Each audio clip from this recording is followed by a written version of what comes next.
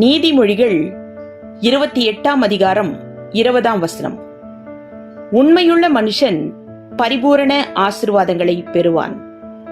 விளக்கம்: நமது வாழ்க்கையின் ஒவ்வொரு பாதையிலும், அதாவது ஆவிக்குரிய விஷயத்திலும் சரீரத்திற்கடுத்த காரியங்களிலும் தேவன் நம்மிடத்தில் உண்மையை எதிர்பார்க்கிறார். ஆகவே தேவன் தன்னை பின்பற்றுகிறவனை ஆசீர்வதிக்கிறார். தவறான பாதைகளை பின்பற்றுகிறவர்கள் முடிவில் தண்டிக்கப்படுவார்கள்.